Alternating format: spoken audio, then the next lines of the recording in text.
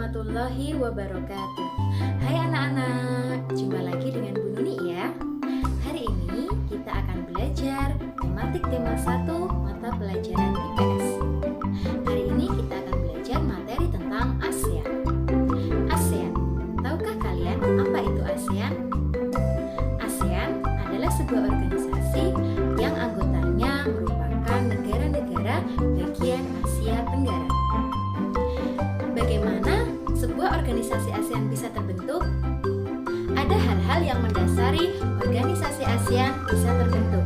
Yang pertama, adanya persamaan letak geografis. Yang kedua, adanya persamaan kebudayaan. Yang ketiga, adanya rasa senasib sepenanggungan. Dan yang keempat, adanya persamaan kepentingan. Lalu, apa tujuan dari ASEAN? Dan negara-negara mana saja yang menjadi anggota ASEAN? Dan apa karakteristik dari negara-negara ASEAN? Berikut penjelasannya. Association of Southeast Asian Nations adalah sebuah organisasi geopolitik dan ekonomi yang didirikan oleh negara-negara di kawasan Asia Tenggara pada tanggal 8 Agustus 1967 di kota Bangkok, Thailand. Dalam bahasa Indonesia, ASEAN disebut juga dengan Perbara atau Perhimpunan Bangsa-Bangsa Asia Tenggara. Tujuan dibentuknya ASEAN, seperti yang tercantum dalam Deklarasi Bangkok, adalah untuk: pertama, mempercepat pertumbuhan ekonomi, kemajuan sosial, serta pengembangan kebudayaan. Kedua, meningkatkan perdamaian dan stabilitas regional. Ketiga, meningkatkan kerjasama yang aktif. Keempat, saling memberikan bantuan dalam bentuk saran, sarana pelatihan, dan penelitian. Kelima, bekerja sama secara lebih efektif dalam bidang pertanian dan industri. Keenam, memajukan pengkajian mengenai Asia Tenggara. Dan ketujuh, memelihara kerjasama yang erat dan berguna dengan berbagai organisasi internasional dan regional. ASEAN didirikan oleh 5 negara di Asia Tenggara. Indonesia diwakili oleh Adam Malik. Filipina diwakili oleh Narciso Ramos. Malaysia diwakili oleh Tun Abdul Razak. Singapura diwakili oleh S. Rajaratnam. Dan Thailand diwakili oleh Tanat Koman.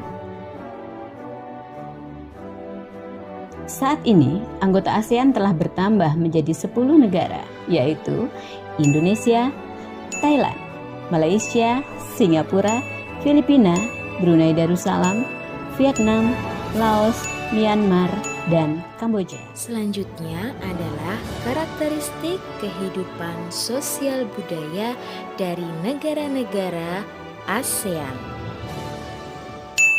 Brunei Darussalam bergabung dengan ASEAN pada tanggal 7 Juli 1984. Di negara Brunei ada sebuah kampung bernama Kampung Ayer. Kampung Ayer adalah desa terapung di Brunei Darussalam.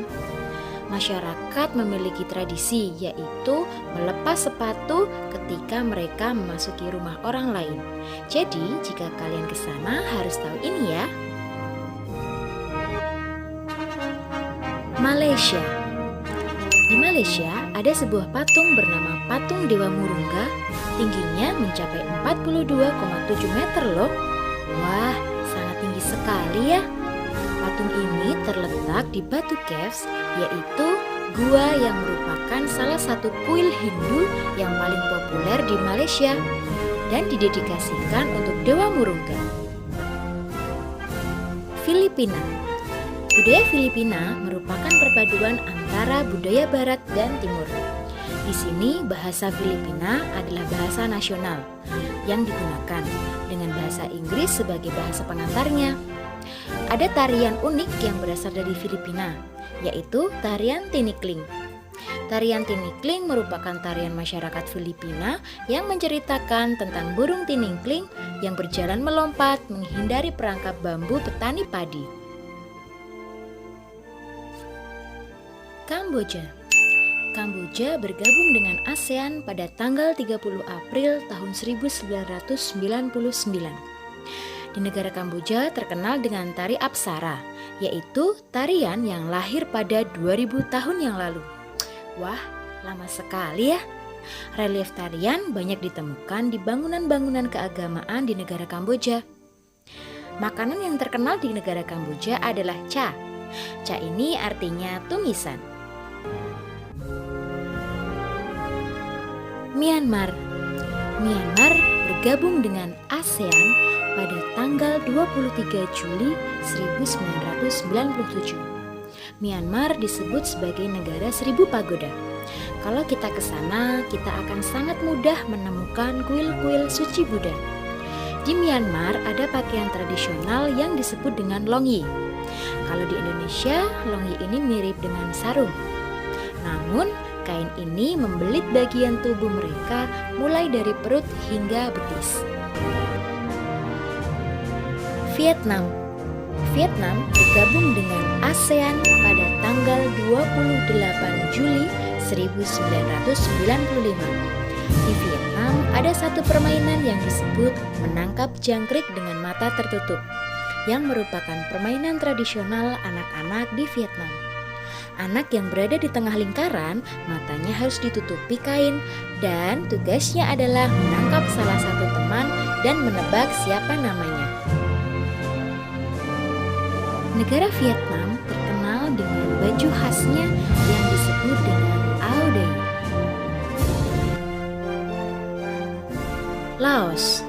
Laos bergabung dengan ASEAN pada tanggal 23 Juli 1997. Masyarakat yang tinggal di negara Laos sangat terkenal dengan kesabaran dan kesederhanaannya. Nah, di negara Laos ada satu buah acara sakral pemberian sedekah atau disebut dengan upacara saibat. Upacara saibat ini menunjukkan bahwa saat para biksu membawa bakul kecil mengitari sebagian kecil kota untuk menerima sedekah dari penduduk setempat yang mayoritas beragama Buddha. Di negara Laos juga terdapat bunga dok campa atau dalam bahasa Indonesia sering kita lihat yaitu bunga Kamboja. Bunga tersebut digunakan untuk dekorasi upacara keagamaan dan penyambutan tamu. Singapura. Tahukah kalian tentang Singapura? Jika kalian tahu, pasti kalian pernah melihat lambang negara Singapura. Ya, Singapura memiliki sebuah lambang negara yang disebut dengan Merlion. Merlion merupakan patung berkepala singa dan berbadan ikan. Karena menurut mitos, Singapura dahulu adalah sebuah kampung ikan yang bernama Kampung Temasek. Masyarakat Singapura memiliki budaya berjalan kaki. Wah, pasti di sana semua sehat-sehat ya. Karena sekitar 80% masyarakatnya memilih untuk berjalan kaki kemana-mana. Karena penyebabnya harga kendaraan di sana yaitu mobil dan bahan bakar sangatlah mahal. Thailand. Tahukah kalian bahwa negara Thailand adalah satu-satunya negara ASEAN yang tidak pernah dijajah oleh bangsa Eropa? Di negara Thailand ada kepercayaan bahwa kepala adalah bagian tubuh yang paling dihormati. Tidak ada orang yang akan berani menyentuh kepala, bahkan kepala anak-anak sekalipun. Jadi, jika kalian pergi ke negara Thailand, jangan menyentuh kepala orang lain ya. Nah, sebaliknya, bagian kaki dianggap bagian yang paling kotor karena dipakai sebagai alat untuk menapak di tanah. Oleh sebab itu, kaki tidak boleh dihadapkan ke patung suci atau ke orang lain.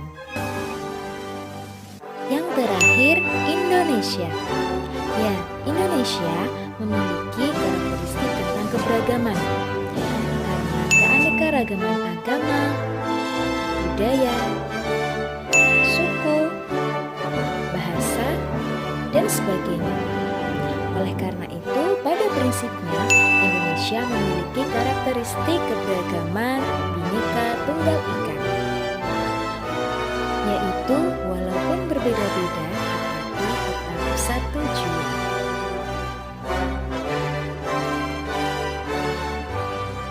Nah, itu tadi video pembelajaran materi tentang ASEAN. Selanjutnya, kalian merangkum materi yang sudah kalian peroleh dari video pembelajaran hari ini agar kalian bisa mempelajarinya kembali. Cukup sekian pembelajaran pada pagi hari ini. Tetap semangat dan jaga kesehatan. Assalamualaikum warahmatullahi wabarakatuh.